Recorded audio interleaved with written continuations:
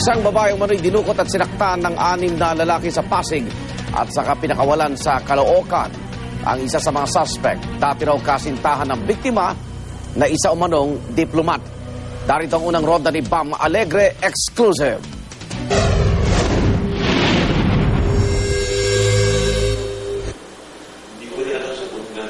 Walang patid sa pag-iyak ang babaeng itatago natin sa pangalang Elizabeth matapos siyang persahang tangayin umano ng 6 na lalaki sa Ortigas, Pasig pasado alas 10 kagabi.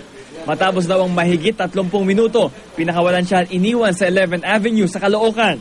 Pero habang hawak daw siya ng mga umano'y kidnapper, pinagsasapak daw siya at pinosasan pa. Ayon sa kaibigang foreigner ng biktima na sumaklolo sa kanya sa presinto, pilit din daw kinuhanan ng thumb mark si Elizabeth at may pinapapirmahan din daw na dokumento sa kanya. He suffered an injury. Did you see her clothes? They arrest him.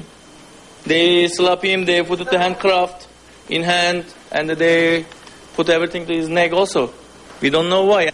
3 raw sa mga suspect, mga foreigner. Ang isa rito, kinilala nilang si James Brown, ex-boyfriend ng biktima at isa umanong diplomat.